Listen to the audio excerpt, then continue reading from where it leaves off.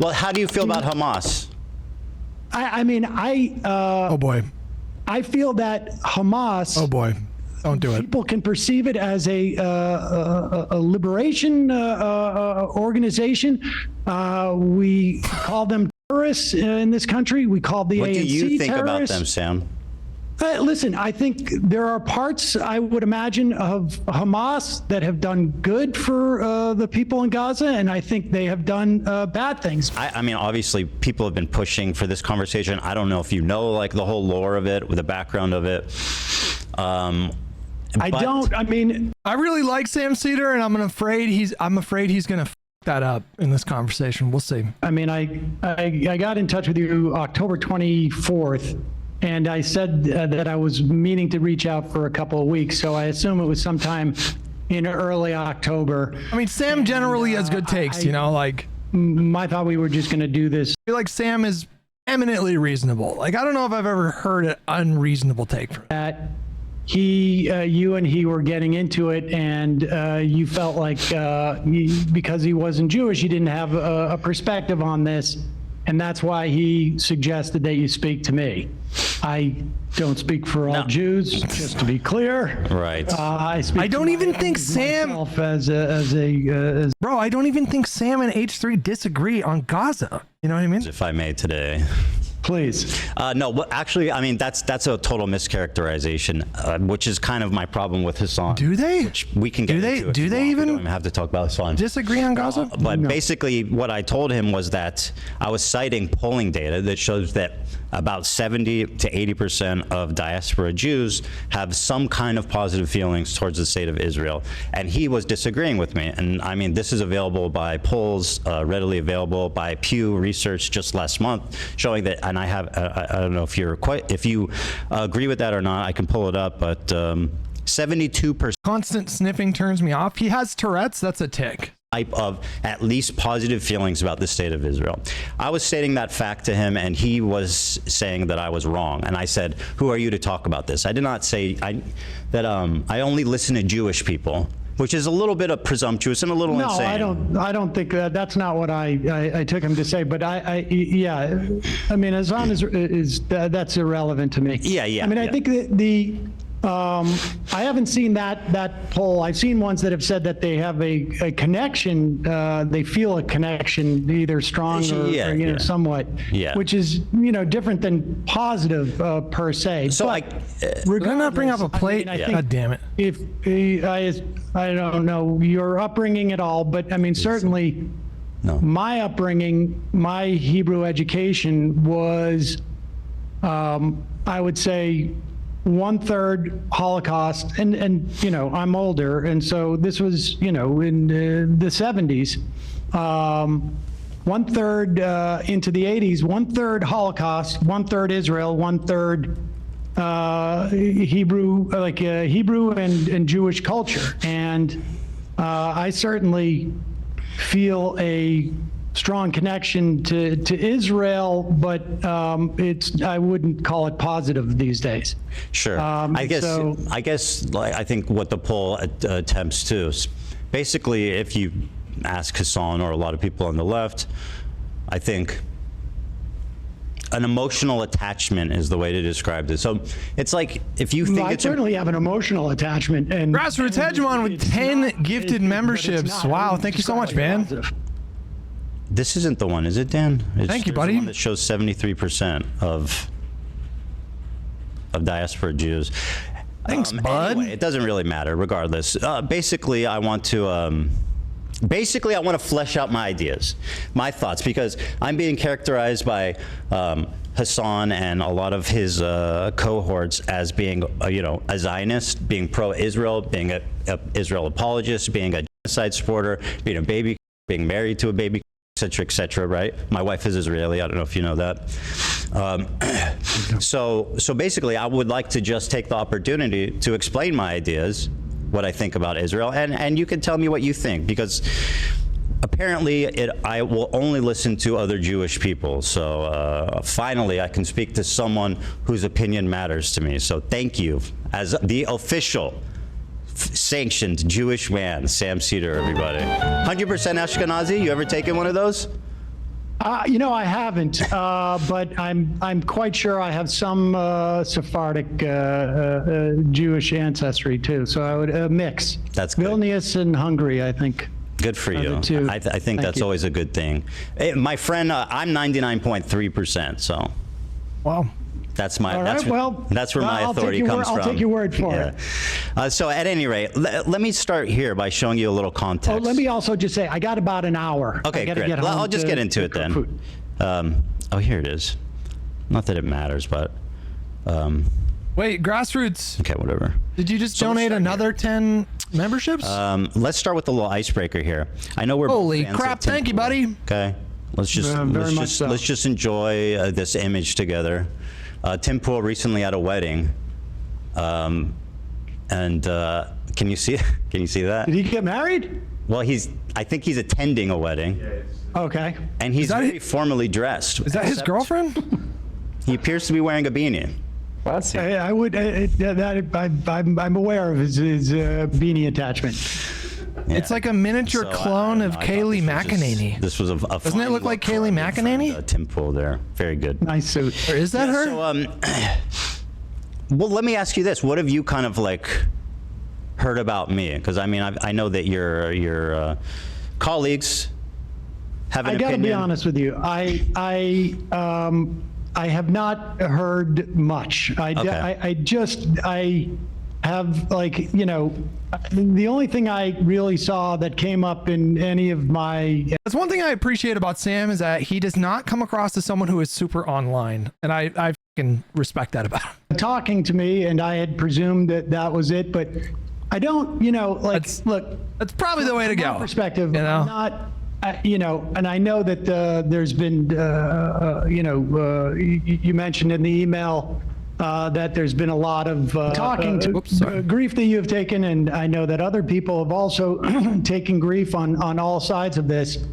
And, the personal aspects of this, and, I don't believe that people, I don't actively attempt to deplatform people. I don't think people should do that. I don't think people should be swatted or, tried to be fired or whatever, or have CPS sicked on them or any of that. I mean, I just don't think that's appropriate. I mean, I'm more interested in talking about my relationship to Zionism and my perspective on what Israel is doing and what is happening in Gaza. And I totally agree. Let's just talk about the facts. Let me start by showing you this clip. So I've been actually talking about my feelings on the Israel-Gaza Palestinian dispute situation. For again, I really don't know how much these guys are going to disagree,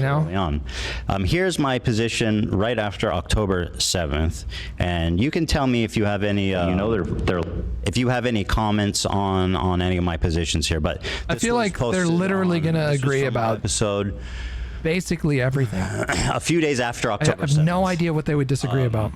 Yeah. Liars and bad faith weirdos. So here's what I'll say about Israel, okay? Listen, this isn't the first time I've said it, and I'll say it many more times. The cabinet is run by genocidal maniacs, okay? They're led by Netanyahu, who should resign in disgrace and go to prison for being a war criminal, okay? He's made a coalition of the most radically conservative freaks that don't represent, by the way, the majority of Israelis. And they're hell-bent on genocide, frankly, overtly. They've committed none of this is new in Gaza, including the killing of children, obviously, because Gaza is one of the most densely populated places in the world. 50% of the residents are under 18, so when you bomb a building, the chances... Grassroots hegemon with another 10 gifted? Thank you, buddy. Holy crap, what did I do to deserve you? It's barbaric, it's unacceptable, it's disgusting. I've seen videos, You're just the best. I saw videos of Palestinian dads holding his dead 5-year-old daughter. I mean... I don't need to watch this part because it just gets a little too emotional. But I mean, so that was my take right after October 7th, and obviously that was coming off the end of me being like kind of. I'm an Israeli citizen. The morning of October 7th, me and my wife were up at 3 a.m. as families were calling into news stations from their safe houses, people being burned alive with their families being murdered while on the phone with news. So coming off of that emotional shock, right? Was this was my reaction. Now, I don't know if there's something Zionist or pro-Israel I said there, but maybe I don't understand. I mean, I think much of what you said was true. I'm not sure, frankly, if what we've seen Israel do in terms of Gaza is not broadly supported in Israel. I'm not seeing He might be right about that. The body politic. I mean, I was doing a lot. He might be right about that. Israeli reporters I think he is right about that. Earlier in 2023 about the protests against what Netanyahu was doing with the judiciary.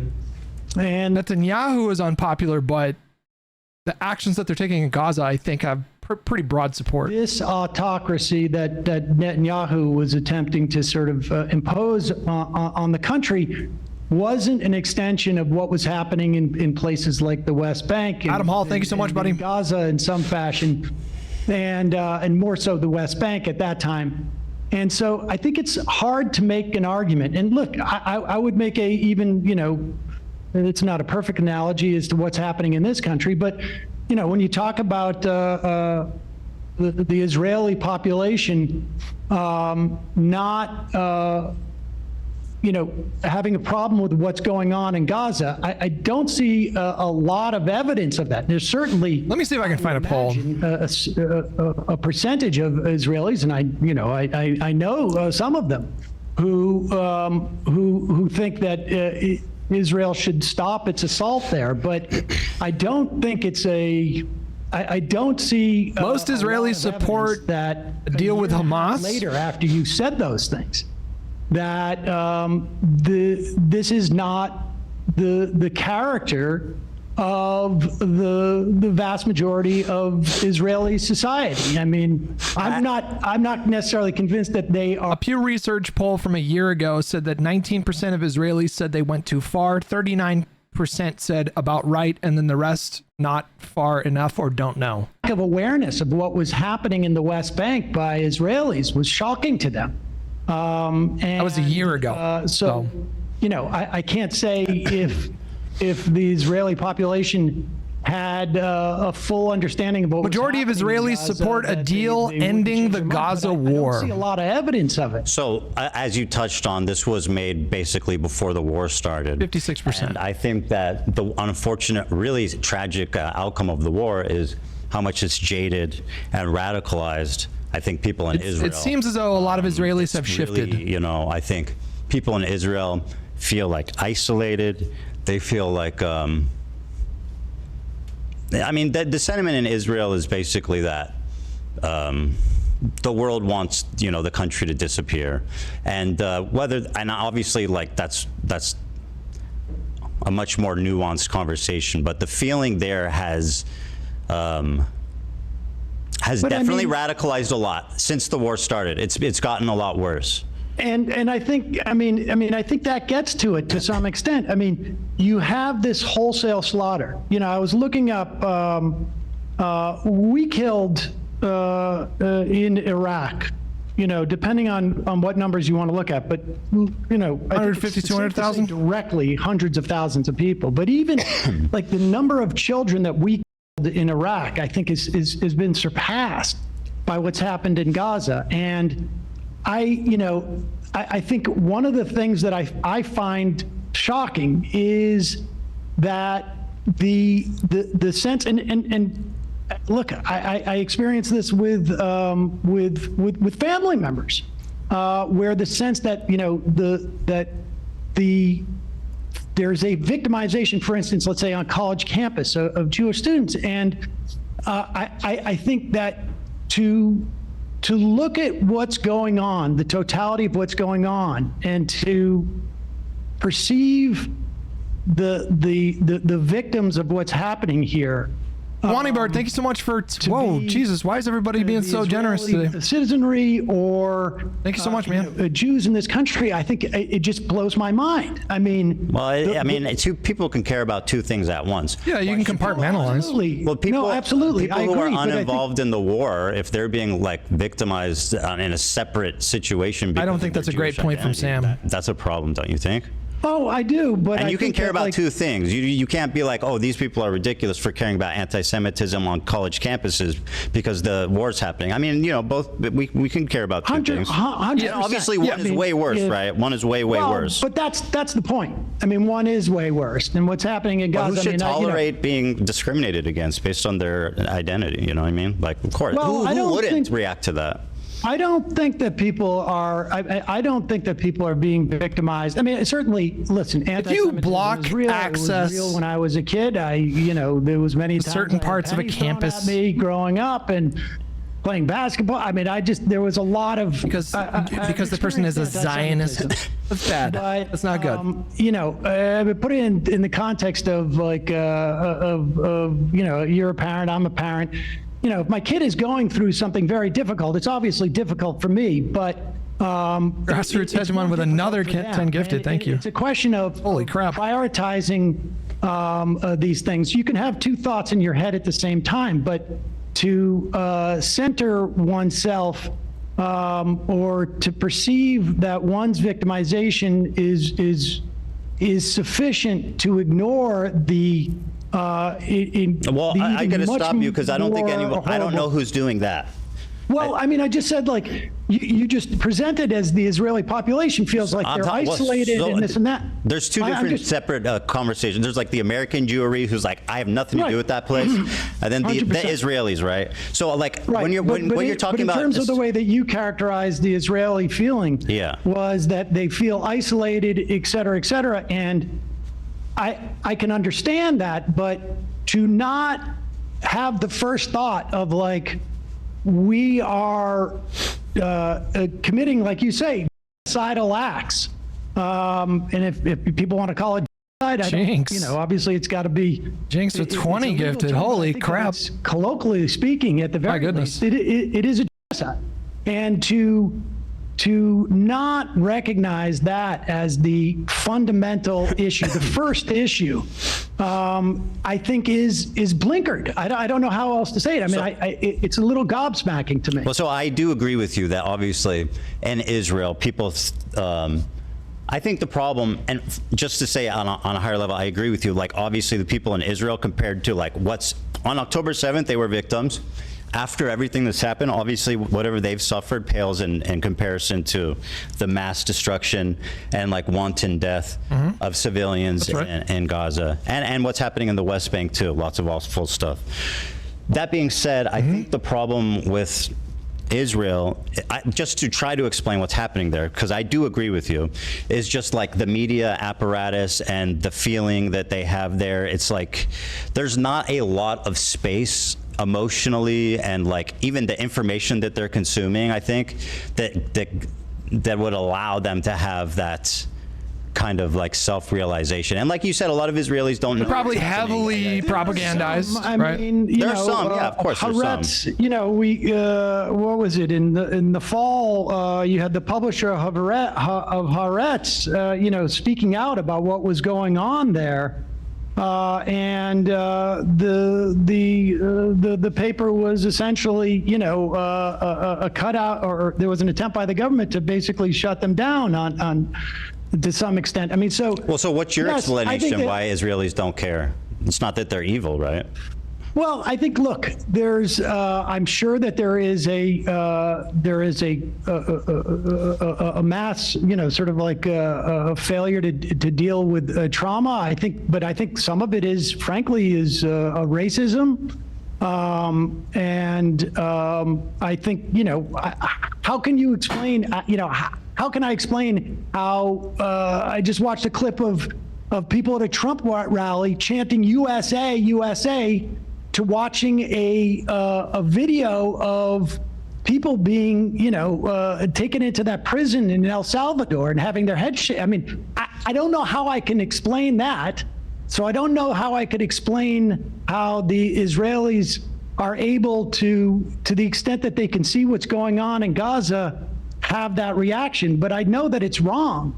And I think, some of it undoubtedly is a racism. Some of it is, maybe some type of mass failure to deal with trauma. I mean, if we want to go tit for tat, part of it, I think there's in the immediate aftermath of October 7th, the polling that we did see showed that immigrants to Israel over the past Palestinians in Gaza broadly supported what happened on October 7th. So there's I'm not in a position both camps, to sort of like Israeli Jews and Palestinians, it beyond this sort of vague notion. Very skeptical of each other. And I From agree, my perspective, it's gobsmacking, and to me, it has shown, and I never identified myself as a Zionist as a kid, or through the years, and I never identified myself as an anti-Zionist. I don't think I think those wasn't really until is that racism, or is it two groups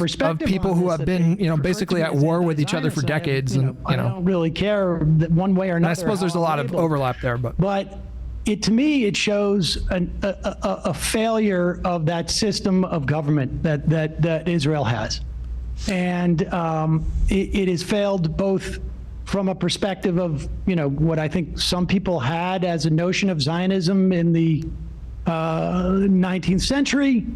It has been a failure in terms of keeping Jews safe, frankly. It seems to me to have been a massive failure. And so I can't operate as someone who lives in Israel, but I can operate as someone who is an American in terms of like what we support, which is why I think we should end all aid. And as a Jew who sees my religion being used as what I perceive as a fig leaf for what Israelis or, Zionists are doing. And so, that's where I'm coming from with this, that I don't know if there is a psychological state that can justify this. In fact, I don't think there is. And so, it's just an attempt to understand, not justify. Because, it is what it is, right? Like, it is the way that it is. And so that's for a reason. And it's just trying to explain it. That's all. I agree with everything you're saying. But actually, one thing I want to pivot to and ask you about. Do you think that we should cut all aid to Israel? I think that'd be justifiable, yeah. And we're talking about like military aid and stuff. Yeah, for sure. Israel can make their own bombs and shit. Every if they need, like, they don't need American military. Yeah, I agree with you on that. I think they do need it to do what they're doing, without a doubt. And what I mean is they're not entitled to it, to say more accurately. Yeah. So yeah, I think military aid should be cut for sure until. How, as a Jew, and obviously you have a different connection to Israel than I do, as through your family and whatnot, and through having lived there. But as a Jew, I take such offense to what is being done ostensibly to protect me and my family. Grassroots hegemon with 50 gifted memberships? What? Progeny and all of it. It is. Jesus. I think it's. I think the conflation. Is everybody subscribed now? Is both. Thank you, buddy. Not Holy keeping crap. Jews safe, and is wrong at its core. And we can see what it's even doing in the context of this country, the way that it's enabled Trump and to attack universities and to attack law firms and whatever. And so I don't know. And if you agree with that, great. If not, I'm happy to. I told you guys, these guys are going to agree on I agree most with everything things. you're saying. And part of the reason why this chasm started between me And Hasan is very influential. So when he decides that somebody is an enemy of the movement for criticizing him, which is what I perceive happened, then it kind of becomes reality. For example, one of my criticisms of his is him not supporting Kamala Harris. Now, would she have stopped the war and been like a perfect dove? I don't know, but I know she would have been better than Trump. I know that for sure. Trump's posting he voted for Kamala, but he hedged when it came to like suggesting that his audience vote for her. And like which to me is bullshit. Bombs. Yeah. He's telling Netanyahu, you have a blank check to do whatever you want. Now, like, the kid just came out that Biden didn't, did nothing to. I mean, listen, I think. Well, I'm talking about Kamala. I suspect that. I think it was pretty obvious that Kamala was going to be harder on Netanyahu. She would not have had the same policies as Trump. Right. But at the same time, Biden. I think that it was a massive failure, both on a real human level. Like it would have, I think, had she articulated anything even remotely close to what I would hope her difference would have been, I think it would have probably had implications in the election. But I think perhaps even more importantly, it would have maybe implicated the behavior of Israel. So, I mean, look, I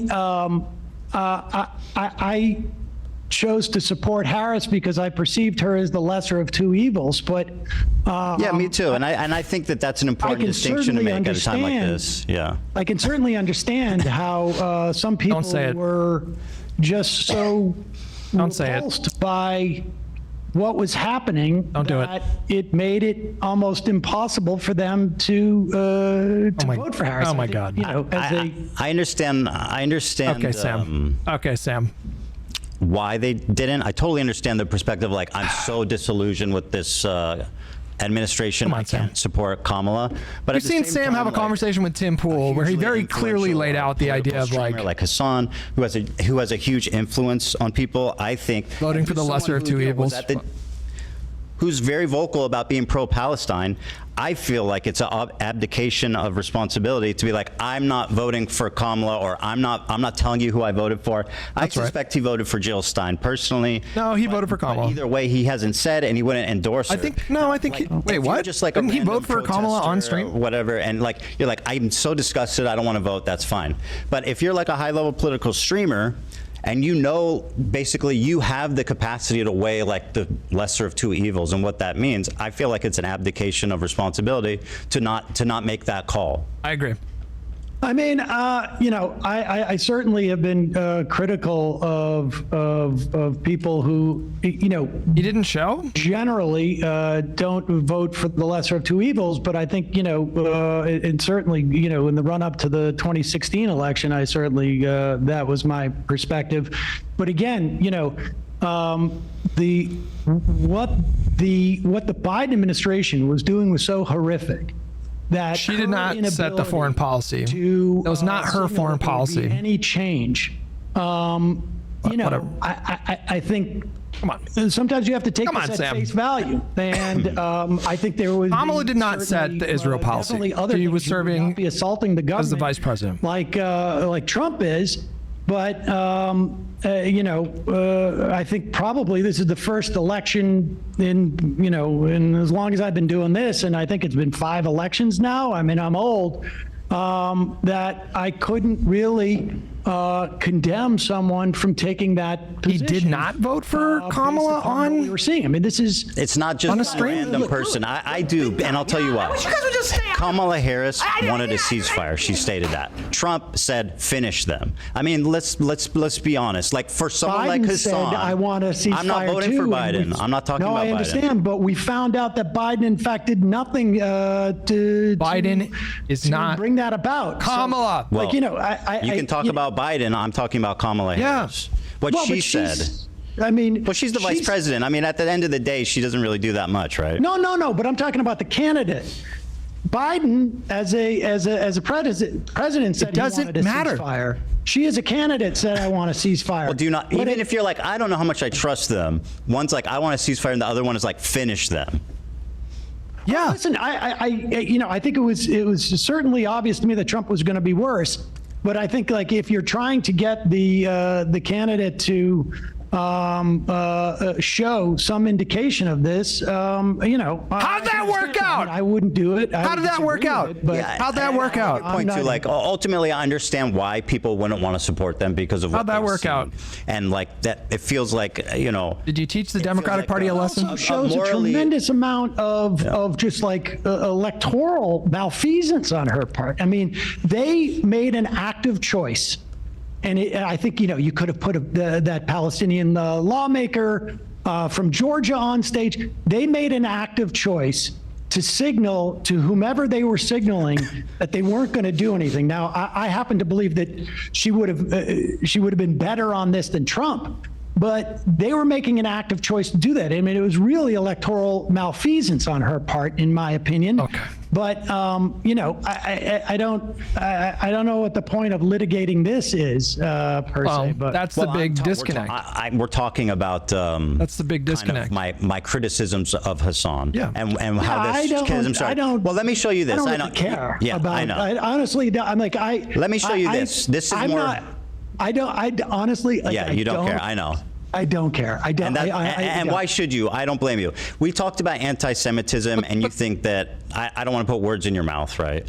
But you seem to have conveyed that, compared to the destruction and everything happening, the genocide, the loss of life in Gaza, the humanitarian crisis in Gaza, that obviously that's way more important. So let me show you an example of something. And again, I know you don't care about the drama. To me, this isn't drama. This is one of the biggest, most influential streamers spreading something that I think is really dangerous. And you can agree or disagree, but it's a short clip, but I'll show it to you, and you tell me what you think.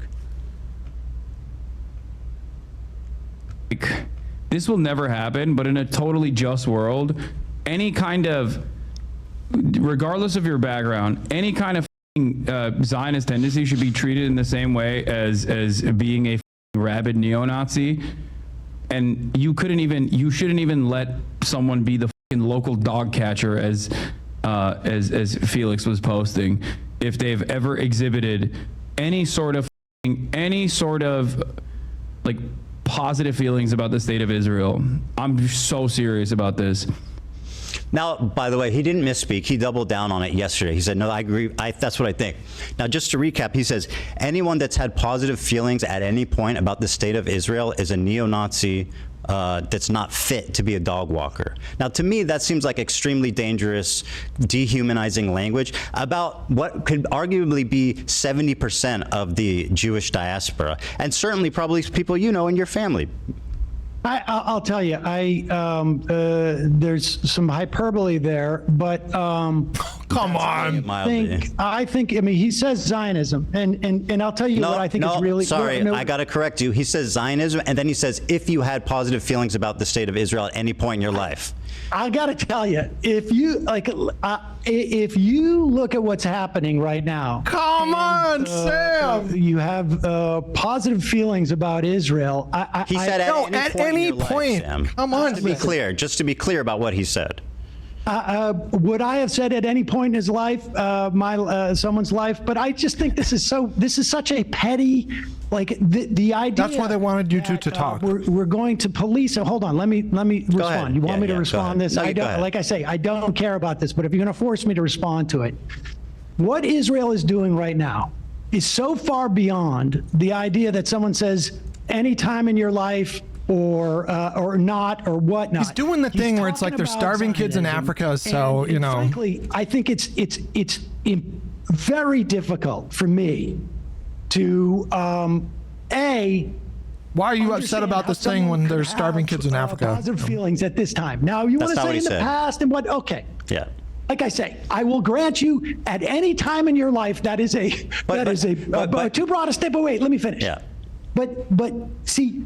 You go in and you're making this about anti-Semitism by doing this hopscotch about a poll that people had positive feelings that Jewish people do, and then therefore he is anti-Semitic. And honestly, that type of conflation, I think, is so dangerous and so disingenuous.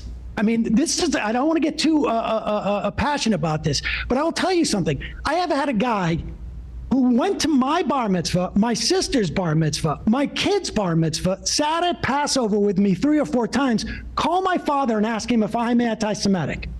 Now, this is just one, that is just an example, an illustration of conflating what he's clearly talking about Zionism. Was it hyperbole to say any time in life, whatever? The fact of the matter is this conflation is dangerous for Jews. It is a fig leaf and a way of weaponizing anti-Semitism that has enabled Donald Trump to do the shit he's doing, that has enabled the slaughter of thousands upon thousands of children and women and men. Excuse me. It is not voting for Kamala enabled it. This type of conflation, Ethan, is what I find far more irresponsible, frankly, than the idea that he said positive any time. I mean, look, you do a show Sam, 4 hours a day. He does a show 5 or, as far as I could tell, 15 hours a day. And to focus in on that one tiny clause. This is not one tiny clip, Sam. Well, you don't know. This is a totality of behavior. But you wanted and by to the bring way, this it's up. easy, and I appreciate that you can hand wave it away and say that it doesn't. No, I'm not hand waving it away. Well, you kind of are. I'm saying this, You're saying you are though. You're saying actually I'm wrong for caring about it. No, yes. In fact, I'm saying this conflation is incredibly dangerous. It is disingenuous. I think it's dangerous right now, to ignore what's being described as dehumanizing violent language for American Jews that have nothing to do with the war. That is a complete mischaracterization of that. It's not. Oh my God. Walker. He never says the word Jews. He says a neo. Listen, how many members of Kufi have positive feelings towards Israel? Let me see. Wait. How many millions of members of Kufi, the Christian organization, have positive feelings for Jews? It is clearly not a function of their Judaism. It is not a function of their Judaism, and so it is not describes specifically most Jews. No. Yes, it does, Sam. It describes most Christian evangelicals, too. It may do them, too, but it also describes 73% of Jews. So that is not anti-Semitism. That is about I don't know. What do you call it when somebody's discriminating against the vast majority of a racial or religious group, Sam? I'm sorry. You want to look at evangelical Jews? I don't care about evangelical people. Okay, but I'm talking about the way you're constructing this. I think you can say the same thing about Christian evangelicals, too. It is not anti-Semitism. It is not. It just isn't. Like, taking one example in isolation, which is what we've done here. Well, you're the one who gave it to me. Yeah, well, I disagree with you. I'm using your example, and in that instance, that is not anti-Semitism. Well, I disagree. Conflation. Okay, well, that's our disagreement. Yeah. But I think that conflation is incredibly dangerous. Well, I disagree as well. It's dangerous for Jews. It's dangerous for this society. I think, frankly, I think it's dangerous to what I perceive as hand waving what is happening here. I know you said you aren't doing that. I'm not hand waving. You're doing the opposite. Decades of thought about it. You did hand wave it. So you did. Why he called it hyperbole? The point is, you're saying that this is not dangerous. How dare you care about this? I think it's dangerous to. I'm not saying that at all. I personally. Kind of. What do you mean? Come on. Collective memory of trauma, Sam, and it starts a certain way, and it starts with people. It starts with dehumanizing language, like saying you're not fit to walk a dog. I mean, what are we doing here? He's not talking about Jews. It's irresponsible language. He's not talking about Jews. He's talking about 73% of Jewish people. No, you said that. No, that's a poll that's readily available. No, you made that connection. He did not.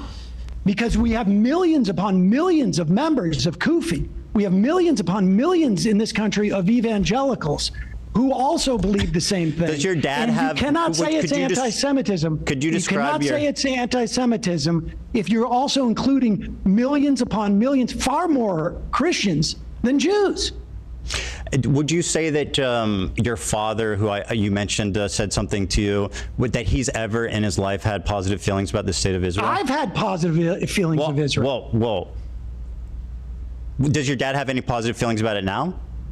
I would assume so. Not in terms of like I support them, but I think positive feelings. I went to Israel on. Okay, good. Then you're a neo-Nazi, not fit to walk a dog. How do you feel about that? No, that's you saying that. No, it's not. I'll play it again. No. I think like this will never happen, but in a totally just world, any kind of, regardless of your background, any kind of Zionist tendency should be treated in the same way as being a rabid neo-Nazi, and you shouldn't even let someone be the local dog catcher as Felix was posting if they've ever exhibited any sort of like positive feelings about the state of Israel. I'm so serious about this. Another thing he's doing, by the way, and Hasan listen, he plays around with the term Zionist, right? You can say that's a wrong thing to say, but he's not talking about Jews. He's talking about people who have exhibited these positive feelings. I mean, it's kind of encompassing millions of Christians, more Christians. Okay, well, listen, I don't think they're neo-Nazis, not fit to walk dogs, either. I think it's insane language. Listen, you don't want to tell me that you have never engaged in hyperbole. You and I both are in this business, and we do that. Yeah, you're right. You're right. I just think that. Listen, you can say it's an inappropriate thing to say. It's an unfair thing to say. I just think like Arabs that support Israel aren't fit to walk a dog. It is not anti-Semitism. Okay, well, we're at an impasse on this one. Yep. Yeah, so I mean, but anyway, another thing he does is he says Zionist tendencies, and he's someone that plays around with Zionism. He calls me a Zionist, and again, I know we're arguing here about semantics of what Hasan said, but I don't think that you could accurately characterize me as that, as it's used colloquially. You don't know, right? But he's saying Zionist tendencies. What does that mean? This is the worst. What's a Zionist tendency? I don't know. Yeah. You're going to talk to him on Friday. You can ask him what a Zionist tendency is. I suppose, I would guess, and, like I've looked at polls too, where, people have various different understandings of what Zionism is. But I think it is. That's right. My guess, and I don't know what he was thinking specifically, but the notion of an ethno-state that engages and it allows whatever in the name of Zionism allows for this mass slaughter, I think is horrific. Sure, me too. Okay. I mean, then I think the three of us agree on that regard. Yeah, I think we're so. Another thing is like to take it even further. I mean, Hasan pretty much like openly supports Hamas. Let's not talk about Hasan. Let's talk about this. Sure. I mean, what do you want to ask me? Well, I mean, if you want to ask me about, I mean,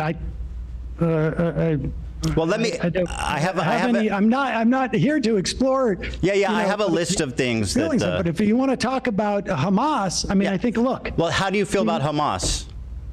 Oh boy. I feel that Hamas. Oh boy. Don't do it. People can perceive it as a liberation organization. We call them terrorists in this country. We call the ANC terrorists. What do you think about them, Sam? Listen, I think there are parts, I would imagine, of Hamas that have done good for the people in Gaza, and I think they have done bad things. But I sort of feel, I guess, ultimately probably like Ehud Barak when he said that were I Palestinian and I was living in Gaza, that it would be likely that... What if you were an Israeli living in Israel? I mean, that's what Ehud Barak said on multiple occasions. And I think that is very... that is oh my God, you guys. Understanding of human nature. That you're not affording Israelis, by the way, just to point out an inconsistency there. True. How so? Well, you're like, I refuse to understand human nature and their reaction. It's just evil, and I don't know how to explain it. I didn't use the word evil. Right.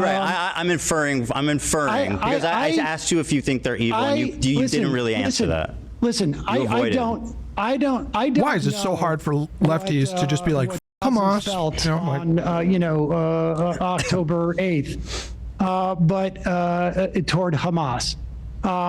But I can tell you that we have there is a long history of terrorist organizations or so-called terrorist organizations. Oh my God! The ANC or the IRA. Oh my God! Even the PLO. Now, Sam, that ultimately become.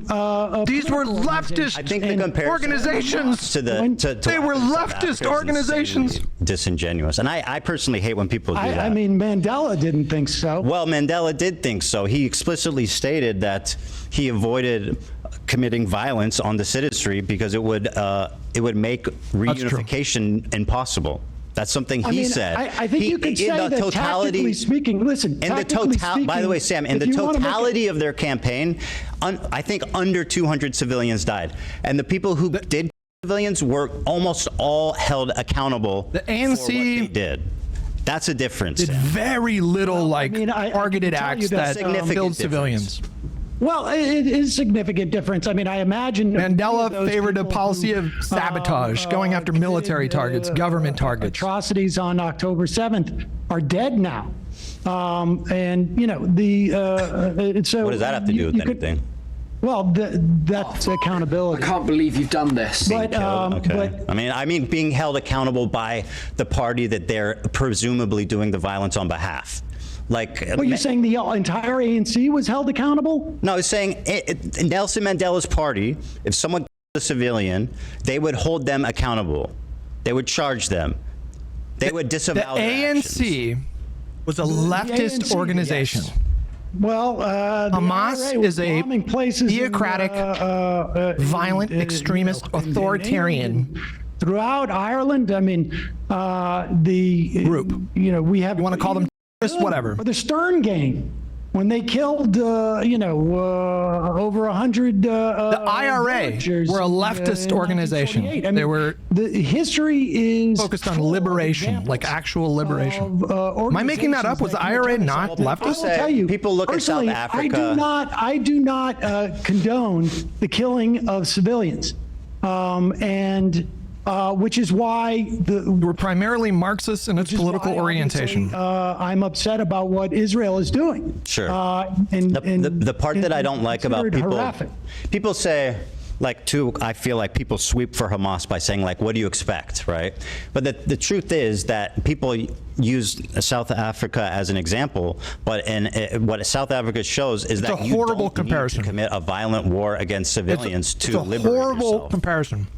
Well, I mean, listen, we had for a year, we had the Great March of Return, where, Sinwar himself was involved in that. There was Palestinians marching on a regular basis over the course of the year. I don't know how many it was, 50 or whatever, that were innocent people who went there, and snipers are shooting down unarmed civilians. And so, time and time again, and over the course of the 20 years that I've been professionally, covering this, my attitude towards Israel's willingness to have peace has changed, and my understanding of it has changed. And I can only imagine how more intense that feeling is to be. My understanding is that there were acts of violence throughout the Great March of Return. The Warsaw Ghetto, insofar as you don't have access to resources, you have 50% unemployment.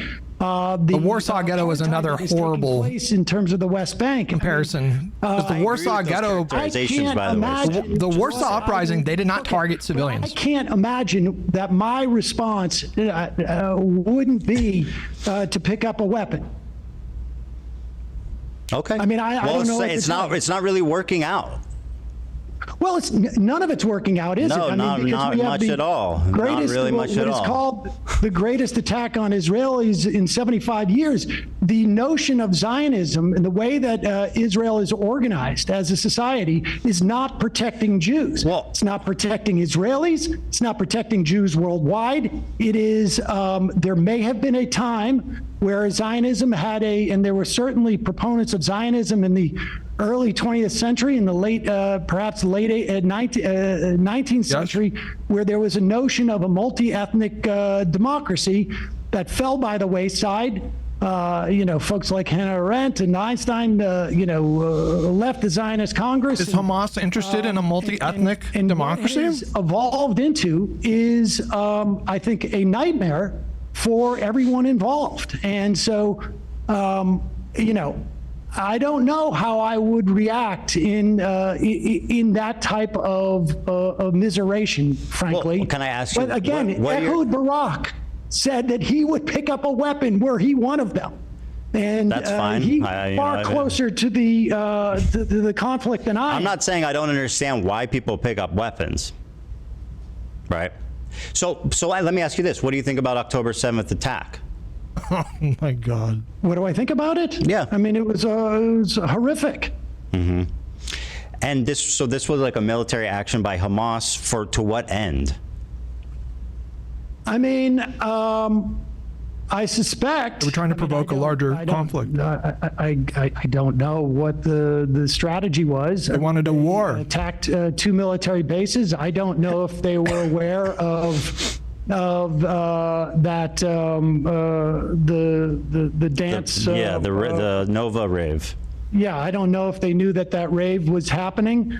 I suspect it was to derail the Abraham Accords, which were going to leave the Palestinians out of the equation, where an authoritarian You leave out that they attacked kibbutzim, by the way. No, yes, of course they did. But I'm saying that they. I don't know what the strategy was on their part. So what do you think? Would you expect the response of Israel would be to that?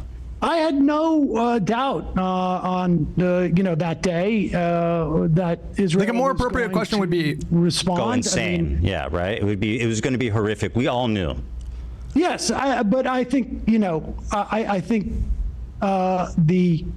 the lack of proportionality was just beyond, frankly, and I was aware that this was going to be a horror show, but I don't think I had the level of awareness of what they would do to go in and literally level it, destroy, what is it, 80-90% of the structures in Palestine, bomb hospitals, that they would use. Well, Hamas did know that because that's why they attacked.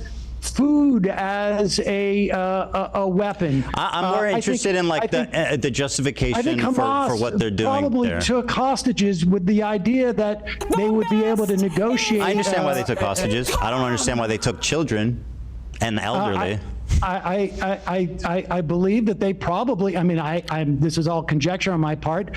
That they would be able to trade them as a way to inhibit Israel's doing what they're doing, and I don't know if they could have even imagined that. I'm not going I'm not going to endorse Hamas's strategy here. Well, I'm just trying to flesh it out here because this is what I'm getting to is Hamas. I think they knew that this was the reaction that would happen.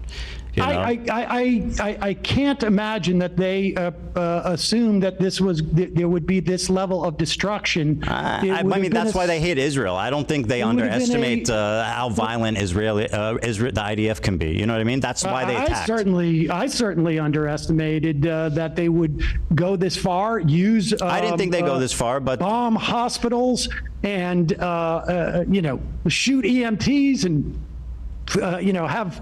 Rules of engagement like this. I mean, I think Hamas is certainly up to criticism for their strategy here. I think that's an understatement. Well, I mean, if that's well, I mean, they're a terrorist organization that intentionally antagonized the IDF to come mass slaughter their civilians. I think that they overestimated whether Israel cared about the hostages, without a doubt. I mean, I don't know that there would be anybody who would make a case that this is what was their plan. Have Israel respond in this way. That's absurd. Well, and the same is true of, I guess, Israel. They were wanting Hezbollah and Iran and the Houthis to help them in a war. That's why they didn't think that their mission would be as successful as it was. On the other hand, I have no doubt that they did not think that they would that they would have had. It was a Hail Mary to overrun that because the Abraham Accords made them feel like the technology, the world would forget about the Palestinian problem, et cetera, was perfect and something we should emulate in this country. I mean, Trump was all talking about that. So I have no doubt that Hamas overestimated overestimated the IDF. Yeah, I got you. What they would be able to, what kind of destruction they would wreak. And Hamas knew that Palestinian civilians would be slaughtered, and they did it anyways. Violence that Israel would perpetrate on Gaza. I don't know that anyone could have imagined that Israel would I'm sure they have engaged in this level of destruction and immiseration and bombing churches and bombing hospitals. The worst terror attack in Israel's history, and destroying the infrastructure. Sam has a hard time it's believing that Hamas almost beyond belief. So one could thing have predicted an extreme reaction. Hasan, and I'm just going to talk about his point. This is about him personally. When I asked him, because this is obviously the $1 million question, right? By the way, just do you know there's not one bomb shelter, public bomb shelter in Gaza? There's not one public bomb shelter in Gaza? Okay. I just think that's interesting. It's pretty f***ed up, don't you think? They have bomb shelters for Hamas, but they didn't make it for their civilians. Yeah. I'm not sure. I understand the point. Like, well, I mean, they built bomb shelters for Hamas. Well, bomb shelters are underground. I mean, they would definitely be a lot safer. I've seen what happened to tunnels under hospitals. Your statement is, there was. So you say there were tunnels under hospitals? Israel built the ones under the first one that they went into. They built it when they were occupying Gaza. Are you right? That's true of that one. I mean, they have a vast tunnel network, obviously, as everybody knows. But I don't care. I don't want to get into the weeds on this. The $1 million question is like, what can we do? Now, it's obviously insanely difficult as Americans, to say. I think we can stop aid immediately. I mean, obviously, it's not going to happen under Trump. I'm in favor of that, by the way.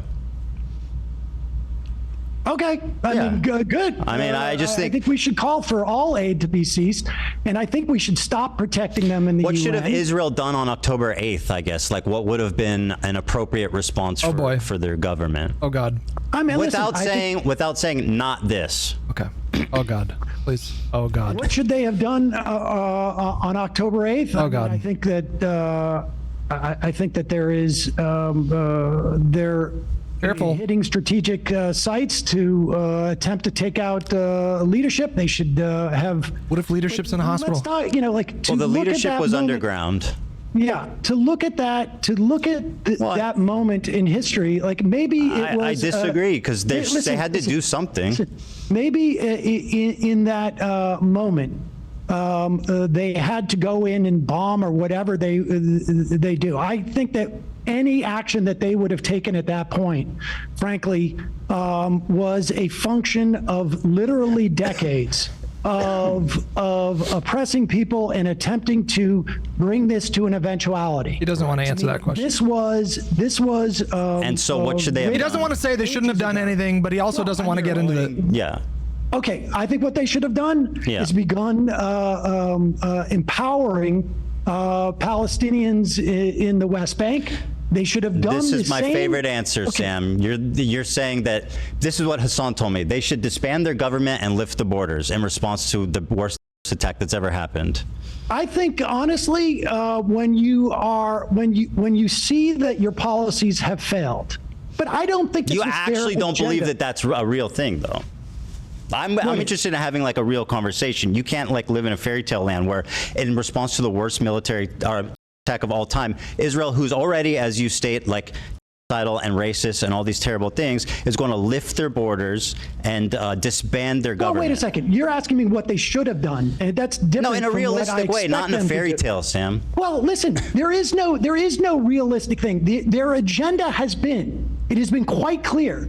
Their agenda has been, since Ariel Sharon walked on the Temple Mount and tried to scuttle peace talks, the agenda since the assassination of Rabin by arch Zionists in Israel, the agenda has been to bring about this moment. There is no doubt about it.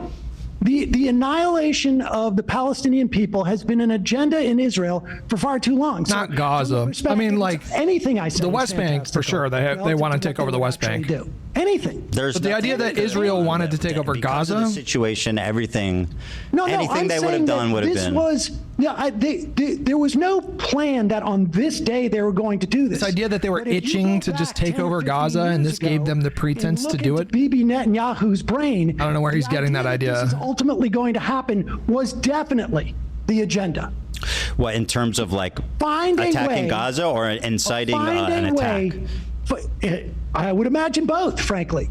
But to find a way to eliminate the Palestinians, this has been the agenda of. Sam thinks that Israel wanted to kill every Palestinian. What I think was a smaller segment of the Israeli, body politic, and I think has increasingly become an even larger portion of the Israeli politic. So, I mean, I don't know. There's just no evidence that Israel had aspirations to take over Gaza. Anything. So, yeah, okay. I mean, so this is like I understand where you're coming from, right? Like, there was an opportunity for a ceasefire that was called in November, in December. They could have held a ceasefire at any point, and the amount of killing would have been far less. They could have done that. They could have ended it after a week. I mean, Hamas could have ended the war anytime too. How could have Hamas ended the war? By releasing the hostages? No, listen.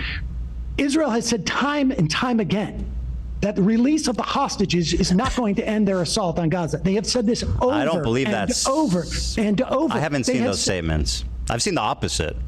I believe that you really haven't seen those statements? No, I haven't. I'll review them. I mean, it depends when it depends when they were made too, right? Like, is it what's in response to? No, at any time they could have done that. Well, what has Hamas done to end the war? Hamas offered what have they done to end the war? Early dawn to say Hamas offered all the hostages in agreement in response to Israel not coming into Gaza. I mean, there's just to defend Israel's actions. That didn't happen either. That's being inevitable. When do you think they should have ended it? When do you think they should have ended it? So who have ended what? You've asked me the question, what should have Israel done? You tell me what they should have done. Do you think what they've done is right? Well, I've clearly stated no, Sam. Okay, so tell me what they should have done. Yeah. So, I mean, obviously, hindsight is a beautiful thing, but in my opinion, like you said, I think some more specific strikes, I think more moving slowly, because as you kind of pointed out, but don't block humanitarian aid. You want me to answer? Yeah. Don't block humanitarian aid. Leadership is obviously underground, so it's going to be a long mission of trying to get them.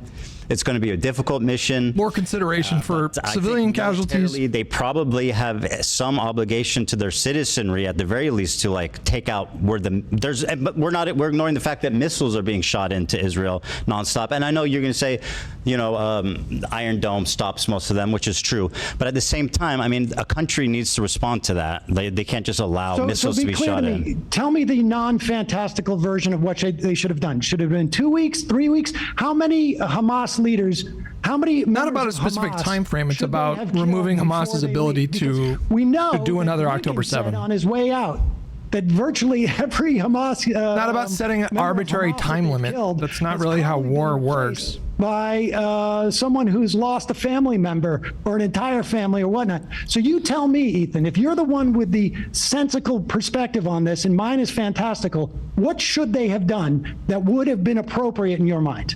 Yeah. So besides like special operations and stuff, I think it would have been a good idea to, I think there's a space where they could like try to find peace partners in Gaza before just destroying the whole thing. Like, obviously they approached it completely wrong, right? But there are ways, I think, that could have happened that are realistic, like trying to forge some kind of peace partner, some kind of alliance, some kind of international coalition. All those people were marching in the Great March of Return week after week after week. He's talking about Hamas. He's talking about Hamas. At the Great March? Sinwar was marching. Sinwar was marching with them. Were people attacking the border wall? During the Great March of Return, the first dozens of these things before the yes, then Sinwar came in. No, they weren't. Hamas tried to co-opt what happened, and yes, people did get violent. There was Hamas activity. They were attacking the fence. They were trying to cross the border. Him saying that Sinwar was a part of the march isn't making the point that he thinks it's making. You're telling me that in the first dozen of these marches, there were people attacking the fence? Correct. Okay. Yeah, but I mean, again, I think that there's a way for Israel to try. I think they can obviously pursue peace. The way that they're doing it is impossible, right? Like, it's up, it's insane, it's genocidal, it's horrific. They're not pursuing peace. I'm not saying. I'm saying the opposite, I don't Sam. think Israel is. Well, you asked me what should they have done. I mean, obviously they're not pursuing peace. I agree with you. Like, quite the opposite. That's not what they're doing. But I'm saying there could have been a path, although it's not. I think, unfortunately, I think their response was inevitable based on everything that happened. You think it was inevitable that they would kill these many people and they would use food supplies as a weapon, that they would have leveled hospitals and universities and 80-90% of the homes? I mean, how I don't know to what extent, but like a huge response was definitely inevitable. I'm not justifying it, Sam. You asked me a question. I'm answering it. You're putting this on me like I'm saying. No. I'm just saying inevitability. I wonder what you must think of an Israeli body politic where this level of atrocity is inevitable. Well, you described your and Hamas's understanding of the IDF. I wouldn't say that. I can't say to what extent, but you agree that a huge response was inevitable. Listen, I believe a response that was inevitable by Israel, and that is because I have a huge response to the worst terror attack the country had ever experienced. Of that country and their agenda. I think Ethan is trying to make the point that Hamas knew that there would be an extreme reaction. Ethan's making the point that Hamas knew that this was going to get a lot of Palestinian civilians killed. I just wonder, like, what it is. And Ethan's right about that. I mean, politics. Like, listen, like, I don't think it's inevitable, just to use an example in this country.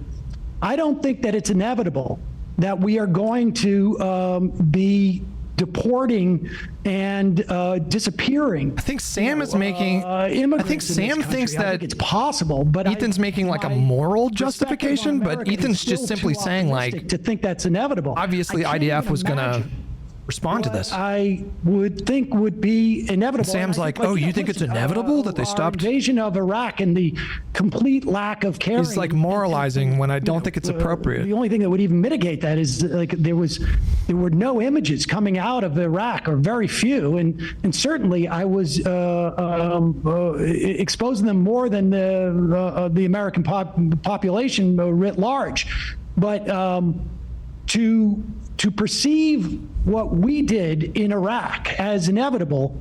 It's a different situation. That's completely, I mean, that was completely unpredictable. But we kind of touched on it. Where Hamas, and again, to what end this even matters is it doesn't ultimately. But you know, Hamas knew that they were going to bomb the out of Gaza. Listen, I would imagine Hamas thought there was going to be a response, but they wouldn't have taken hostages if they thought that they couldn't use those hostages. Of course, they thought they could. I don't deny that. Of deterring Israel from entering, and that was a miscalculation on their part. They presumed that Israel was more interested in those hostages, I think, than they had assumed. Well, and that's part of what a lot of the civil unrest in Israel is about, is that a lot of people do care about the hostages and think that the government is to stop the war and focus on getting the hostages back and not killing innocent civilians. So that I wonder about that last part, but which part? The part about the killing of innocent civilians. I mean, you know, I think that you think that's what they're doing. Sam thinks that. No. Hamas didn't know that was going to happen. If the Israeli body politic. Oh, you think the Israelis want civilians to die? I think the Israelis. I mean, obviously not all Israelis, but I think that enough of Israelis to maintain this government believe that Palestinians in Gaza. That their lives have no value, that they are all future enemies, that they... That's certainly true for a lot of Israelis. I mean, I don't know about like... They all represent a threat to specific Israel. Polling on this. And but. I think that's, I think that's a twisted perspective. Just so you know, there were massive demonstrations in Israel, tens of thousands of people in a country that's relatively small. So I think characterizing like the majority of the public as wanting to kill civilians is a little sick, personally. But you know, it's. I guess you could say whatever you want. I'm basing this on conversations with. I think a more accurate way to frame the sentiment from Israelis would be that they think that does not seem to be in Israel a majority, at the very least, of people who are concerned about the fate of the Palestinians in Gaza. Yeah, they're mostly concerned about just like ending Hamas. And again, not all Israelis. And so they accept collateral damage. You know, look, but the idea that they like want the Israeli army, the IDF, to target civilians of the United States at various times about things that reflect poorly on our national body politic as well. But you know, the proof is in the pudding. Can I tell you something? 300,000 protesters in Tel Aviv, 200,000 in the rest of the country. That's 500,000 people out in the street protesting the government of a country that has like 6 million or 5 million in the. Are you talking about the protests about the judiciary? I'm talking about to release the hostages. Okay, to release the hostages. Yeah. To stop, well, to ceasefire. Ceasefire, Sam. That's what that means. They were 500,000. They were calling for a ceasefire, or they were calling for a release of the hostages. Well, what do you? What's the point of over half the country right now, according to polling, according to Pew, over half of Israel supports an end to the war. Deal with this. 500,000 Israel. Wait. Let's look this up and see how many times the Israeli government has said return of the hostages will not end. Sam, I'm responding to you saying the majority of Israelis want civilians to die. 500,000 people came to the street for a ceasefire of a country of 5 million, Sam. That's 10%. Israel just broke the latest ceasefire. Is Sam not understanding the point? Where is the political response from the Israeli people? I mean, the idea. I think this is flying over Sam's head right now. For an election that happened 18 years ago. Sam, you said the majority of Israelis. Over half the country supports a ceasefire right now. That's according to Pew. The majority of Israelis do not have a problem with what's going on in Gaza. Factually, I think Sam is wrong here. I think that unfortunately might be true to the extent that they've gotten. It's not true. They've gotten much more radical. Hold on. Unfortunately, tragically, everybody's been a lot more radicalized since October 7th. And that's tragic. I agree. I think people in Israel are jaded. Wait, this isn't the one that I was looking at. This is an old poll. They don't care, like you said, and I think it's tragic. Yes, well, that's what my contention was. I mean, I'm looking at something from May. I wouldn't say most of them want to kill civilians, though. Well, I think that they don't. And I wouldn't say that there isn't a sizable portion of the Israeli citizenry that want a ceasefire. When 500,000 people, Sam, marched out on the street of a country of 5 million for a ceasefire. A majority of Israelis support prisoner swap in exchange for ending the war. Response against Hamas in Gaza has been about right. 34% say not gone far enough. He's looking at the poll that I looked at from a year ago. I wish he would bring up this poll right now. This is a recent poll. This past year. Majority of Israelis support a ceasefire. Maybe that's changed. I would hope. But you know, that's all the. He's looking at this Pew Research poll from I know a year ago. I know. Is what Sam is looking at here. 40% last year said that Israelis should govern the Gaza Strip. I know that people. I don't know what's left now. Yeah, I agree. It's tragic what's happened, because I agree with you that they've become jaded and they've become very comfortable with the idea of violence. Link to the poll here in general, right? And I think it sucks. I think it sucks is an understatement. This is a recent poll, and right like, there. I don't know what. Truthfully, the situation is so fucked up that it just feels ceasefire for the sake of the hostages, not for the sake of the people in Gaza. Regardless, so a majority of Israelis support a ceasefire right now. You know, in this country, and we may not have the opportunity for a while, but we should Not a ceasefire, an end of the war. Not a ceasefire, an end of the war. We should stop protecting them in the UN. We should stop trying to pressure the ICJ and the ICC, and that's, well, incidentally, I agree with all those things too. Why are you guys nitpicking? Most we can do as a country. Are you guys nitpicking me? Stop the war. I'm using the language of the poll, and you guys are nitpicking. Nitpicking me about like calling it a war. Kamala Harris would have been a lot more likely to do something on that. Are you guys front, bored? Do you not have anything better to do? Right now? We won't know. We can't know, and that's the great thing. Well, listen, I appreciate the time. I gotta go because I'm supposed to have dinner. It's not really a war. Well, I'll say this. This was way more combative than I expected. Ultimately, though, I don't think that what do we disagree on? I mean, I don't know. I don't even know. Maybe I see too much good in the Israeli population. I don't know what's ultimately the disagreements here. Well, I mean, look, I'm not. It's largely, in my mind, impossible to really fully assess. I mean, yes, there was a protest last year, 500,000 people who wanted the hostages back. And ceasefire. I don't know if there's been, well, they wanted the hostages back. I don't know. It's not a magic wand. It's a ceasefire. Yeah, and they got a ceasefire, and then the Israeli government broke it, and they. Well, so hold on. Our disagreements is that I'm too optimistic about the Israeli citizenry. I'm not here to adjudicate what. I'm just trying to summarize our conversation. That's all. Well, I mean, you summarize for you. I'll summarize for me. I think that, it is what it is. And I think I don't remember this conversation. We can put into AI and have it summarize it, but I'll do that for you, and I'll let you know what it says. All right, we'll leave it to the robots.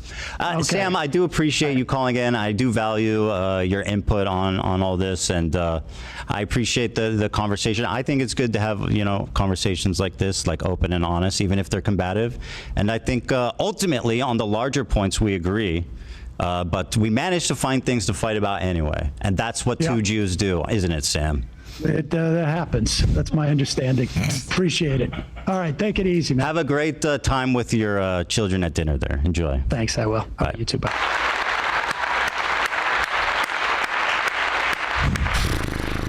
To me, what I interpret the big disagreements to be, like, there was one disagreement that they had about the nature of Hasan's comment.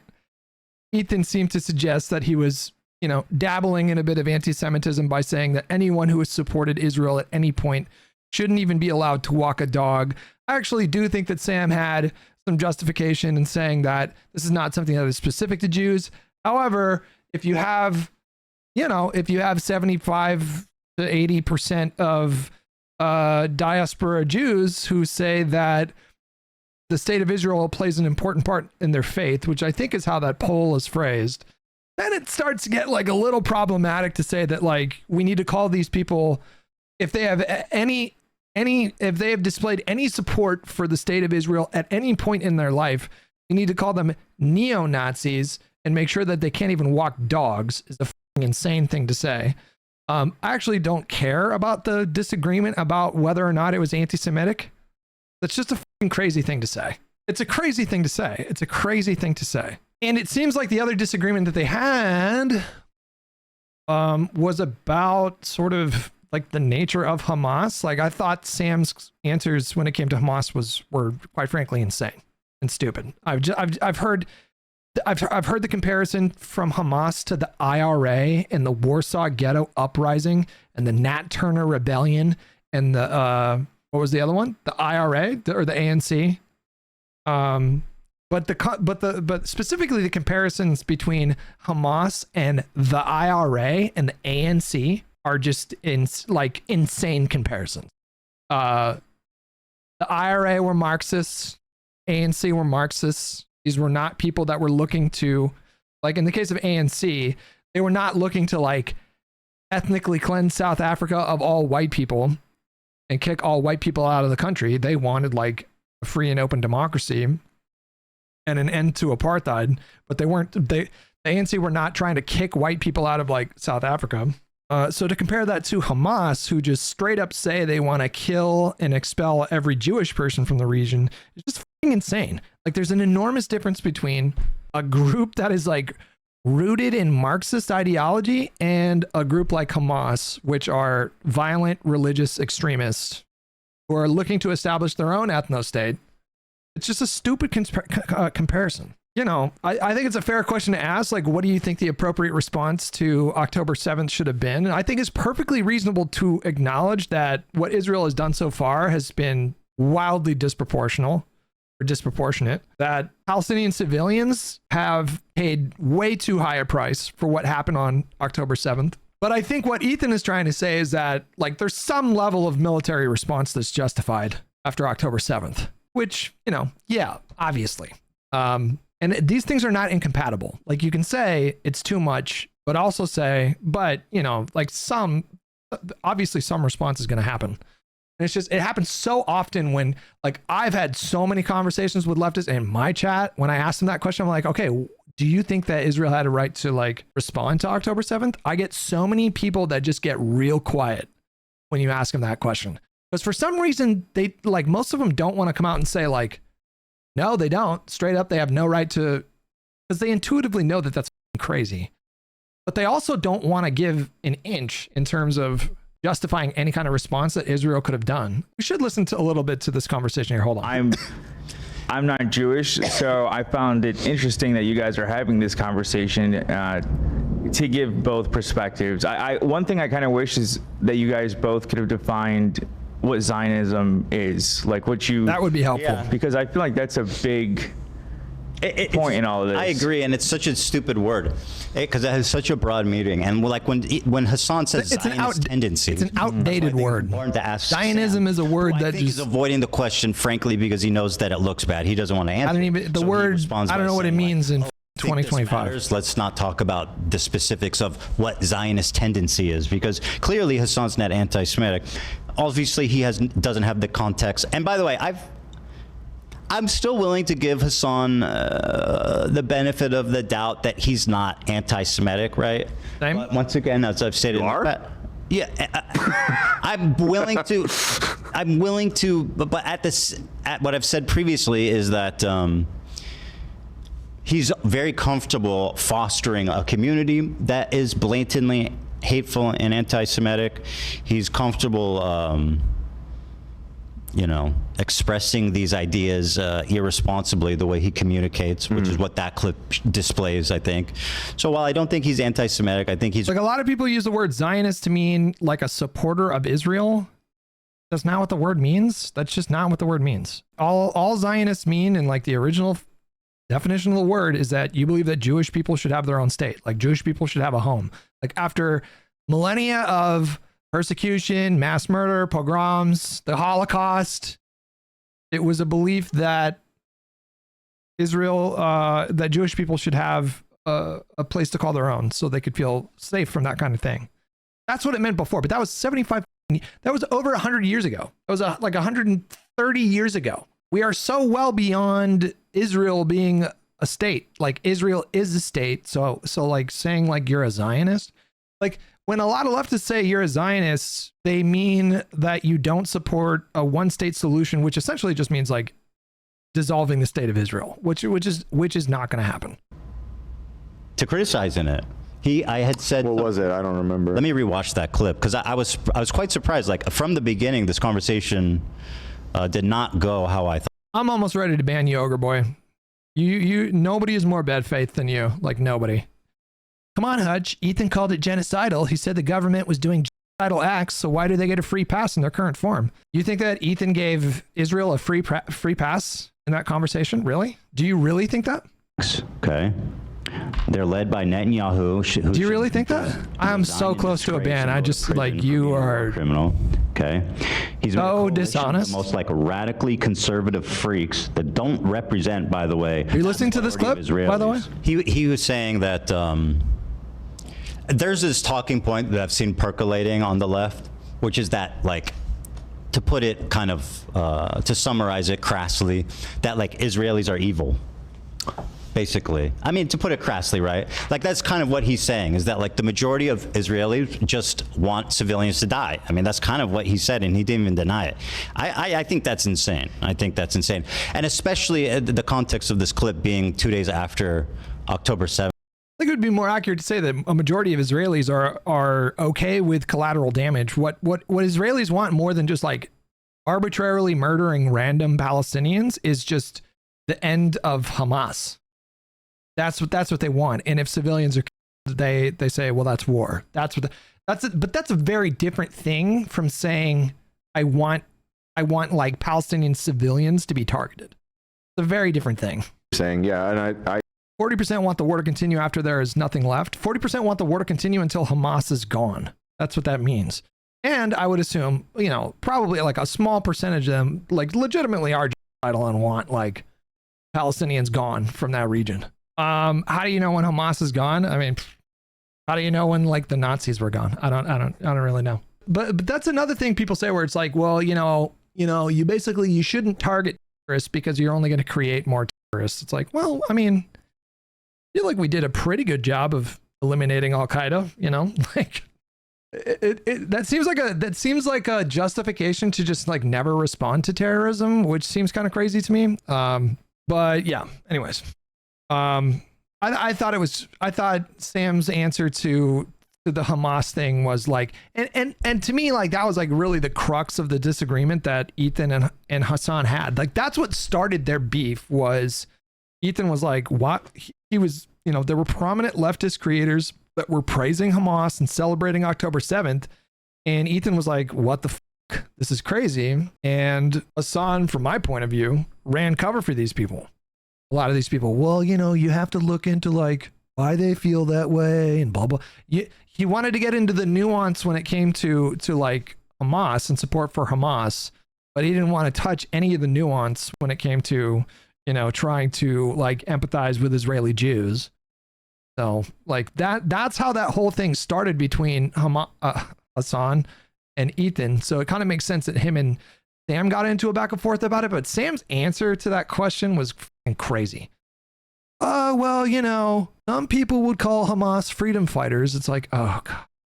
Like, why do they do this? Like, why is it so difficult to just be like, Hamas, they're an insane group. They're a bunch of violent theocrats. They're horrible for Palestinians. Like that should not be difficult. What are you compromising by saying that? And like they do this whole like, well, do you condemn Hamas? And it's like a meme, but it's like there's a reason people ask the question, because you get answers like that. Okay?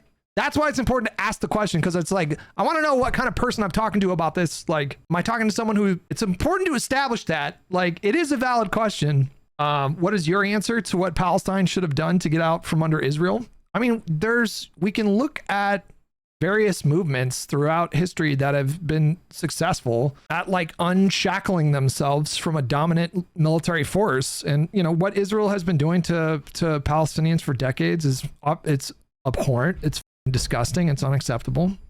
But and we have blueprints for like what works. Certainly not like number one, stop firing rockets into Israel. Like stop firing rockets into Israeli civilian population centers. Maybe that would be a good start. Like stop firing rockets into like Israeli neighborhoods with no valid military targets. Like that's actual indiscriminate bombing. And just because Israel has Iron Dome doesn't mean that Israel should just ignore that. Like every country, every state's government, every state's military has an obligation to the people that they serve to protect the population. The national security is arguably the most important role that government plays, that the army plays. Is ensuring the national security is kind of like at the top of Maslow's hierarchy of needs when we're talking about nation states. So if you have a situation where, you know, people are firing rockets into like Israeli neighborhoods, that's probably not going to help the peace process, right?